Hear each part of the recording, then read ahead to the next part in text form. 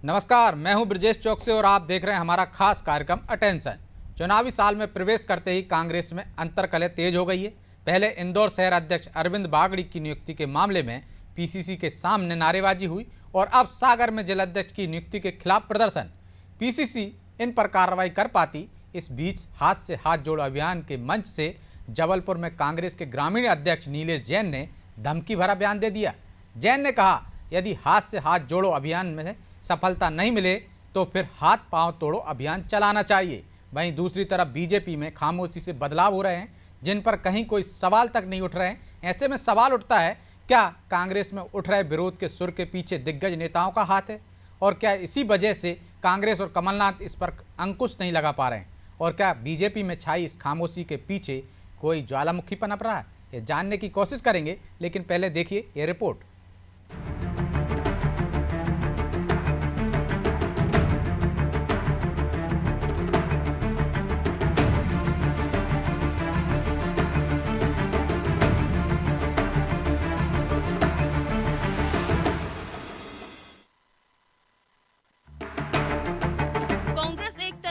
से हाथ जोड़ो यात्रा निकाल रही है, तो वहीं दूसरी तरफ जबलपुर कांग्रेस के ग्रामीण जिला अध्यक्ष हाथ पांव तोड़ो यात्रा निकालने की बात कर रहे हैं। दूसरी तरफ कांग्रेस के भीतर जिला अध्यक्षों की नियुक्ति को लेकर अंतर्कलह भी उभर आई है। यानी हाथ पांव तोड़ने की धमकी देने वाले कांग्रेसी खुद को ही नहीं जोड़ पा रहे हैं। प्रदेश कांग्रेस की भारी भरकम टीम की घोषणा के साथ ही असंतोष उभर आया है।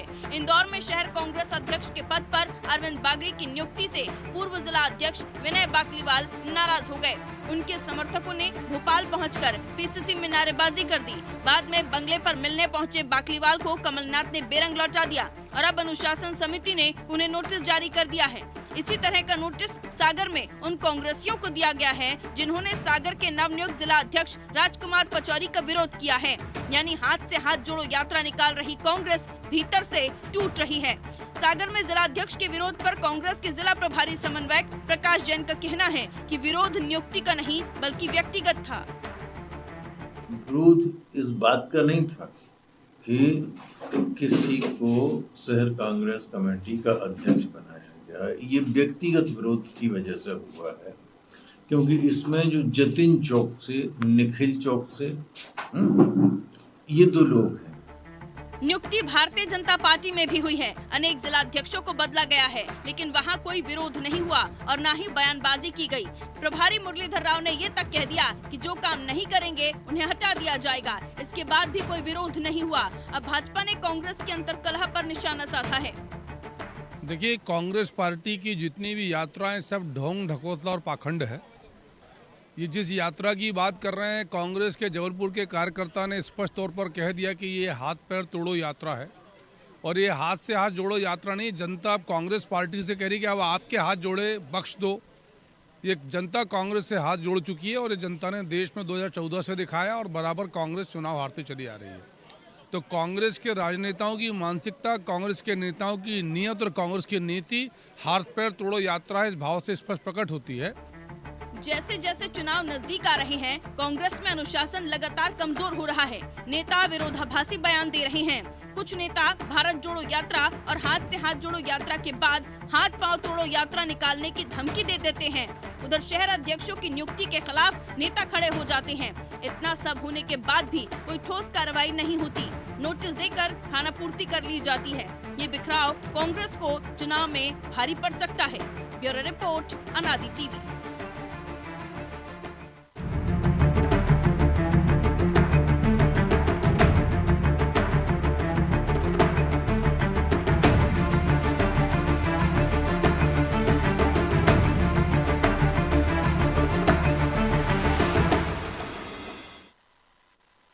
कांग्रेस में इस कलह को समझने के लिए हमारे साथ मौजूद हैं वरिष्ठ पत्रकार सुरेश शर्मा और खिलावन चंद्राकर जी।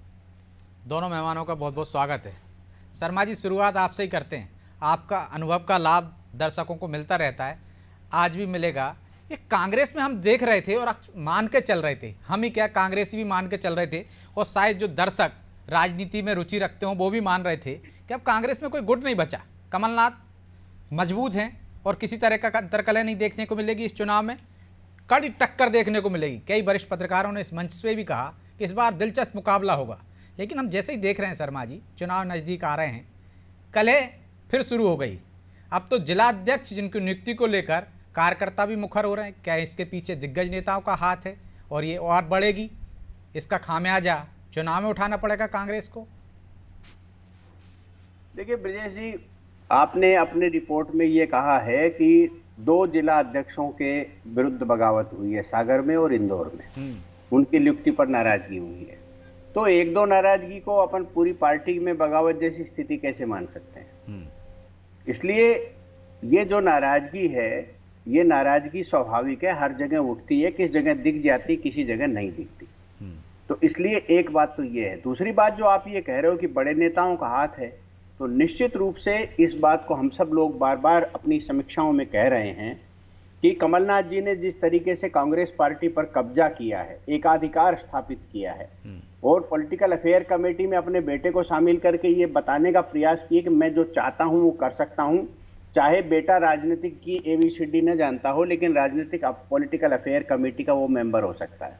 तो ये एक संदेश है जिससे ये समझ में आता है, और इसी संदेश का विरोध है कि जो नेता हैं, जिनकी अपनी प्रतिभा है, अपने क्षेत्र में जिनका प्रभाव है, उन लोगों के दिमाग में ये आ रहा है कि यदि कांग्रेस पार्टी का कुछ भी वर्चस्व बढ़ता है तो उसका टोटल श्रेय कमलनाथ जी को मिलेगा, दिग्विजय सिंह जी और अन्य जो नेता हैं उनको नहीं मिलेगा। इसलिए जो अंतर विरोध है, क्योंकि कांग्रेस में गुटबाजी नहीं होगी तो कांग्रेस गड़बड़ा जाएगी।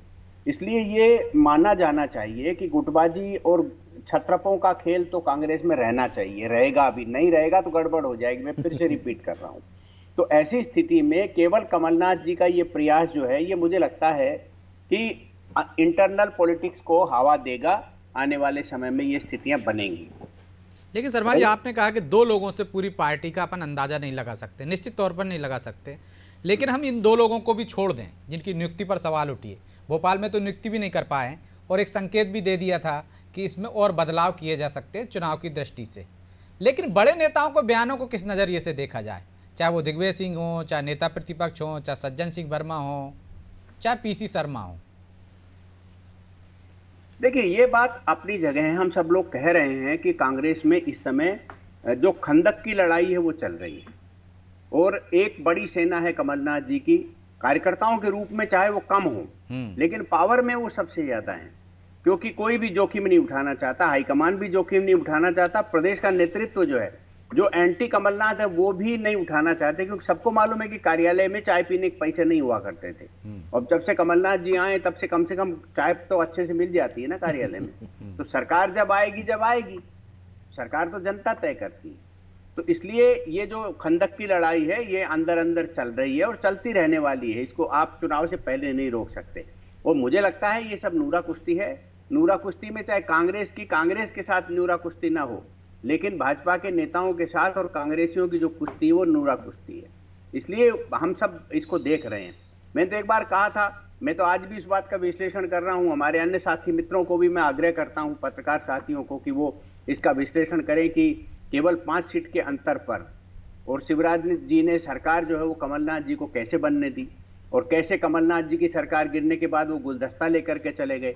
इसका मतलब ही मेरा जो इसमें प्रेडिक्शन है, संभावनाएं मैं देख रहा हूं, वो ये है कि ये मांगी हुई सरकार थी जो कमलनाथ जी को पूर्व मुख्यमंत्री बना के चली गई।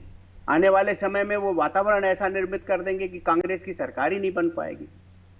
भाई, जहां सरकार छीनने की संभावनाएं दिख रही हों, एंटी इनकम्बेंसी का हमको कुछ न कुछ तो दिखता ही है ना।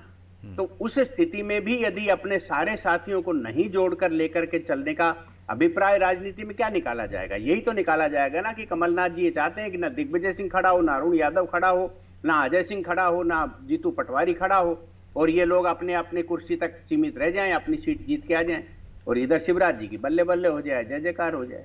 आप दूसरी बात देखिए, शिवराज जी को हटने की बात आई एक बार कि शिवराज जी को हटाया जा रहा है, चर्चा हुई, दिग्विजय सिंह जी का बयान आ गया कि भैया 2 लोग बड़े दमदारी से हैं, प्रहलाद पटेल और BD शर्मा। आपको क्या जरूरत थी ये सब वकालत करने की? क्योंकि आपने कह करके शिवराज जी को बचा लिया। यदि मान लो संभावना थी तो की बात कर रहा हूं मैं, तो इसका मतलब ये हो गया कि सरकार के ऊपर कोई आक्षेप लगता है और ये हो जाता है। आप ये देखिए कि व्यापम का मामला जब कितना ज्यादा चल रहा था तो दिग्विजय सिंह जी धरना देने के लिए चले गए गुना के अंदर। क्यों चले गए साहब? जब पूरी आपकी विधानसभा, पूरे आपके नेता लोग जो है, जब व्यापम के मामले में इनको लगे हुए थे, डॉक्टर्स का और इंजीनियर्स का और इन सबके मामले को लेकर के, तो आप किसानों की समस्या को लेकर के गुनाम धरना क्यों देने लग गए, भूख हड़ताल पर क्यों बैठ गए? तो ये सारी चीजें स्पष्ट करती है कि जो है नूरा कुश्ती है। जहां तक भाजपा का प्रश्न है, मैं एक लाइन और बोल दूं, जहां तक भाजपा का प्रश्न है, तो भाजपा इस समय सत्ता में है, और सत्ता में जो है कोई भी दल होता है तो हम सब लोग स्वार्थी हैं। तो इस स्वार्थ के फलीभूत जो है हम देख के हंसने के अलावा क्या कर सकते हैं? हमको भी कल मुख्यमंत्री जी मिले थे, हम भी हंस दिए थे। तो ये तो स्वाभाविक है कि हर आदमी हंसता ही है, तो क्योंकि सत्ता से आप टकराहट करने की स्थिति में नहीं है, कोई भी नहीं रहता सत्ता से टकराहट करने में।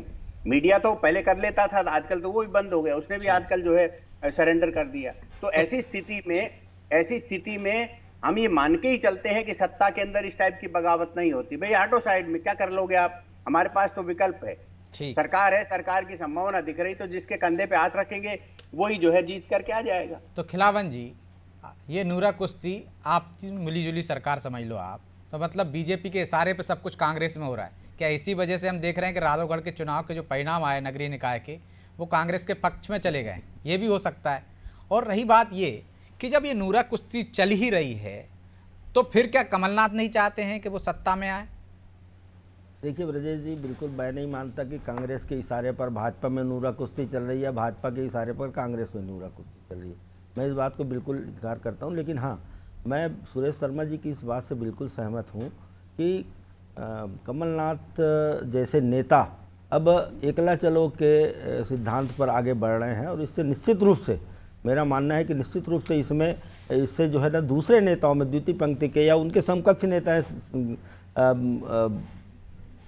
कमलनाथ के, उन सब में जो है आक्रोश तो दिख रहा है, लेकिन एकदम स्पष्ट तौर पे मैदान पे नहीं आते।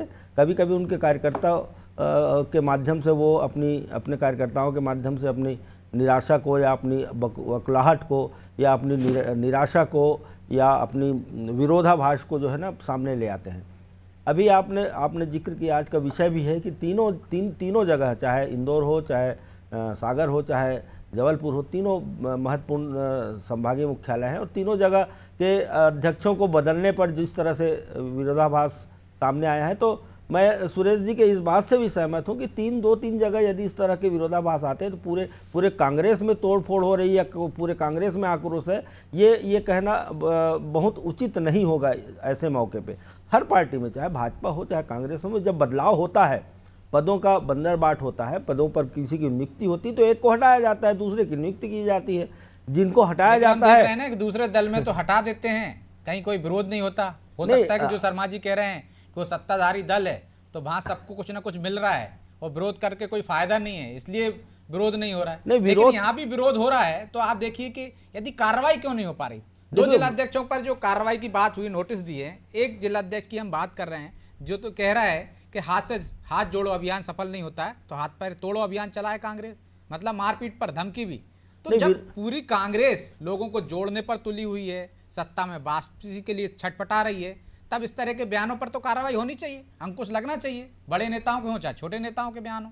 राजीव जी, विरोध तो होता है, चाहे भाजपा हो चाहे कांग्रेस हो। भाजपा एक अनुशासित दल है, उनके कार्यकर्ता बहुत अनुशासित रहते हैं और उनके नेता भी लगभग अनुशासित रहते हैं, और मुझे लगता है कि वो सार्वजनिक मंच पर ऐसा नहीं कहते, लेकिन अंदरूनी इस तरह का विरोध तो होता ही है। लेकिन कांग्रेस में हमने वर्षों से देखा, कांग्रेस में लंबे समय से देखा है कि कांग्रेस में विरोधाभास नहीं होगा, कांग्रेस में गुटबाजी नहीं होगी, कांग्रेस में एक दूसरे जूतम पैजार नहीं होंगे, तो तब तक कांग्रेस का अस्तित्व बचा नहीं रहेगा। मुझे लगता है ये होता ही रहा है और हो रहा है और अपना अस्तित्व बचाए रखा है। पिछली बार सरकार 18 में बना ली भी थी ले दे के। तो कुल मिला के मेरा यह कहना है, इन सब के बावजूद कांग्रेस ही है, कांग्रेस जो है भाजपा के मुकाबले खड़ी होती है।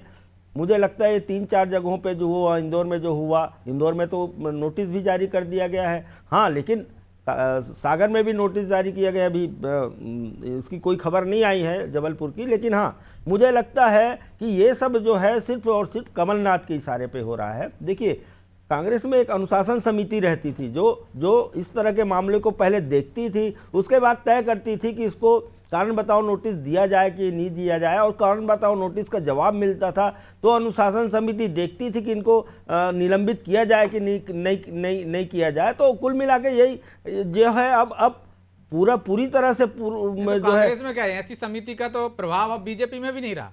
नहीं, बीजेपी में तो है अभी। बीजेपी में चूंकि बहुत ज़्यादा मामले नहीं आते, अनुशासित रहते उनके कार्यकर्ता। कभी कभी जब टिकट का वितरण होता है तब और कई मौके हैं जब विरोधाभास होता है और मैदान सड़क पर भी उतर के लोग विरोध करते हैं, लेकिन उतना ज़्यादा नहीं होता जितना कांग्रेस में होता है। और मुझे लगता है कि यही कारण है कि कांग्रेस में ये सब होने के बावजूद कांग्रेस अपने आप को खड़ा कर लेती है, अपने आप को अपने जो सबसे प्रतिद्वंदी दल है, सबसे ज़्यादा बड़ा प्रतिद्वंदी दल है भाजपा, उसके मुकाबले में कम से कम मध्य प्रदेश में खड़ी कर लेती है।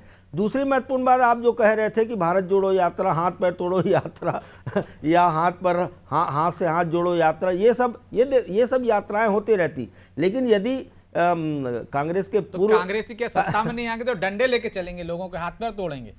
देखिए, जब आक्रोश आदमी पर होता है, किसी को हटाया जाता है, जैसे नीलेश जैन को हटाया गया सागर के ग्रामीण जिला अध्यक्ष से, तो आक्रोश पैदा होता है। और उसी आक्रोश के तहत उसने निश्चित रूप से ये कहा है, हम लोगों ने भी सुना है, ये वायरल भी हुआ है उनका ये बयान, और निश्चित रूप से उन्होंने कहा है, लेकिन उन्हें एक अनुशासित पार्टी, एक पार्टी के कार्यकर्ता है तो उस मंच अनुशासन पे में रहना जबलपुर के चाहिए। तमाम बड़े नेता, विधायक और पूर्व मंत्री तक मौजूद थे, लेकिन किसी ने उनको टोका तक नहीं।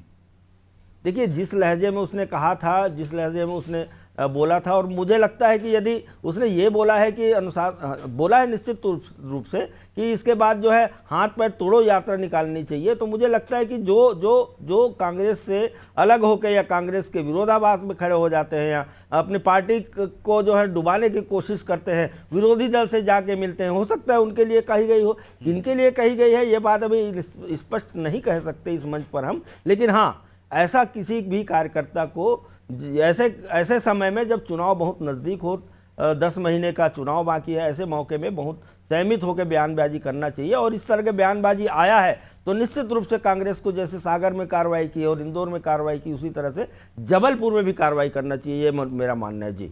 तो शर्मा जी, जिस तरह से खिलावन जी कह रहे हैं कि बीजेपी में अनुशासन है या इसके पीछे वाकई में कोई ज्वालामुखी पनप रहा है कि असंतोष होता है? कहा जाता है कि बीजेपी के कार्यकर्ता ही हराते हैं, तो अभी वो नाराज हों। जिस तरह आपकी बात को आगे बढ़ाता हूं मैं कि अभी उनकी बस की नहीं है कि सत्ता में है, सरकार में है बीजेपी, तो अभी खामोश हों, लेकिन चुनावी साल में बदला लें।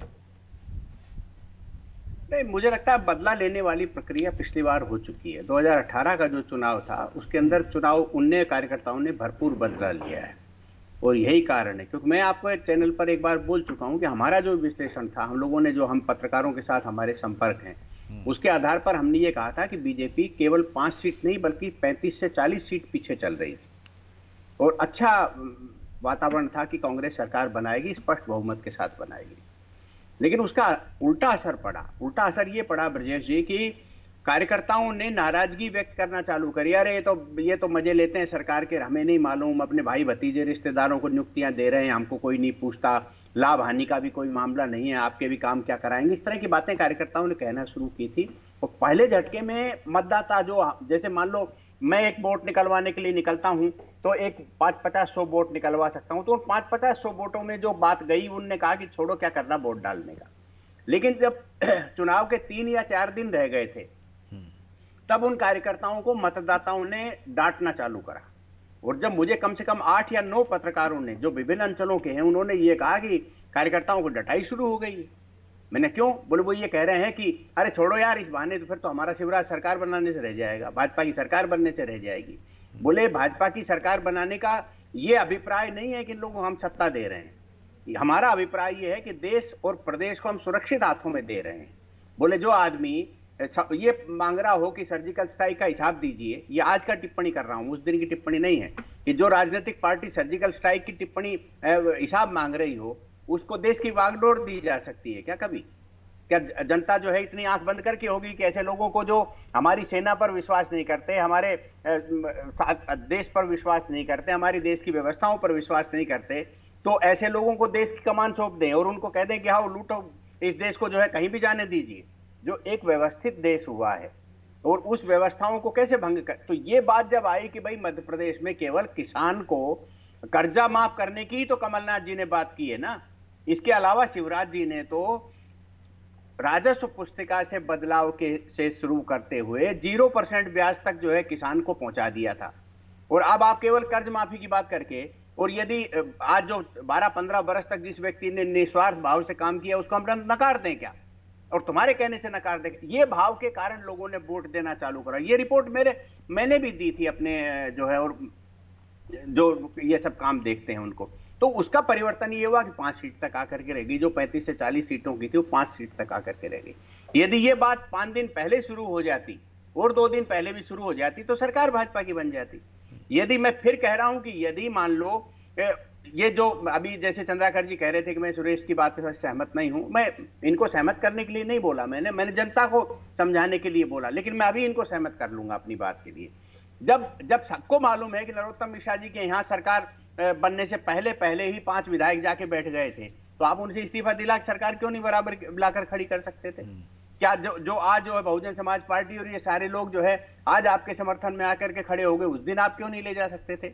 और कर जी को यदि जानकारी है तो 2003 के उस चुनाव को मैंने नजदीक से देखा है कि भारतीय जनता पार्टी और संघ का नेतृत्व जो है वो ऐसे विश्वसनीय लोगों को ढूंढ रहा था जो दिग्विजय सिंह से प्रभावित ना हो, क्योंकि हम सब खबरों में लिखा करते थे भाजपा में एक भाजपा डी काम कर रही है, भाजपा दिग्विजय काम कर रही है। इसलिए दिग्विजय से न डरने वाले 5 लोगों का चयन हुआ। मैं फिर से स्पष्ट करता हूं, पहला नाम था कैलाश जोशी जी का, जिन्होंने चुरट लॉटरी मामले में, और शास्त्री जी ने मुकदमा वापस ले लिया था तो उन्होंने चुरट लॉटरी का मामला लड़ा और अर्जुन सिंह को जो है स्थिति बताई। उसके बाद दूसरा उमा भारती को लिया, जो बुंदेलखंड के अंदर जो है वो छत्रपों से लड़ती रहती थी और दिग्विजय सिंह के साथ बराबर टक्कर लेती थी, तो उनको लिया। तीसरा जो है कप्तान सिंह सोलंकी को संगठन मंत्री बनाया गया, जो प्रभावशाली थे और प्रभावशाली होने के कारण दिग्विजय सिंह के इन्फ्लुएंस में नहीं थे। मैं बाकी नाम अभी नहीं गिनाना चाहता, लेकिन ये उस समय लिए गए थे क्योंकि भाजपा डी जो थी दिग्विजय सिंह के समर्थन से चलने वाली भाजपा थी, उसको कैसे रोका जाए, उसके प्रभाव को कैसे रोका जाए, दिग्विजय सिंह के प्रभाव को कैसे रोका जाए, इसलिए चयन हुआ था। आज वो की वो स्थिति कांग्रेस में है। मेरी बात न माने, आप अनुभव ले लीजिए उसको कि आज कांग्रेस का आधे से ज्यादा किराया सरकार भरती, इनके नेताओं को समर्थन देती सरकार देती है, सुविधाएं देती सरकार दे रही है, सबको मालूम है। उसमें कहने की क्या बात है? हम खबर नहीं छाप रहे हैं, इसका मतलब ये थोड़ी है कि ये घटनाएं नहीं हो रही। और उसका परिणाम भी हम देखते हैं कि राष्ट्रपति का चुनाव होता है तो विपक्ष के कितने विधायक क्रॉस वोटिंग कर देते हैं। तो इसलिए ये सब चीज नहीं, वो तो आदिवासी के लिए था पर्टिकुलर, उसका भाजपा को समर्थन नहीं। तो कहीं ना कहीं तो वो रहा होगा ना समर्थन। नहीं, वो आदिवासियों को, आदिवासी राष्ट्रपति थी, इसलिए जो है आदिवासी विधायकों ने जो है इस तरह का दिया था।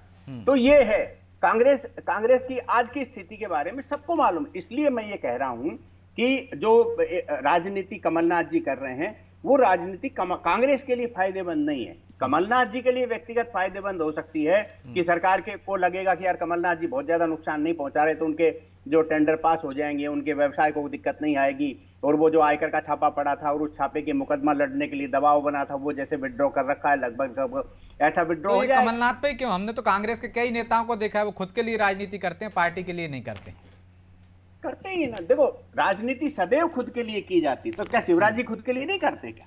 यदि मान लो उनको ऐसा लग रहा होता है खुद के लिए राजनीति नहीं करते, तो ये जो कैलाश विजयवर्गीय जी समय से पहले बूढ़े क्यों हो जाते? ये सब राजनीति को हम समझते हैं, सारी चीजों। हर आदमी व्यक्तिगत राजनीति करता है, तो हर व्यक्ति व्यक्तिगत राजनीति करता है। शर्मा जी, मैं आप माफी चाहता हूं कि इस चर्चा को यहीं रोकना पड़ेगा क्योंकि समय की बाध्यता है और मुझसे बार बार कहा जा रहा है कि समय हो गया है। इस कार्यक्रम को यहीं विराम देते हैं। आप दोनों मेहमानों का बहुत बहुत धन्यवाद। नमस्कार। तो राजनीति हर व्यक्ति अपने लिए करता है, पार्टी सेकेंडरी होती है। इसलिए हमने कई नेताओं को देखा है कि पार्टी जाए तेल लेने, मुझे चुनाव जिता दीजिए। तो कमलनाथ भी अपने लिए राजनीति कर रहे हैं और कलह तो कांग्रेस में एक तरह से कह सकते हैं जन्मसिद्ध अधिकार है। कलह के बिना कांग्रेस नहीं है और कांग्रेस के बिना कलह नहीं है। बहरहाल अटेंशन में आ जाता है। मुझे दीजिए इजाजत और आप देखते रहिए अनादि टीवी। नमस्कार।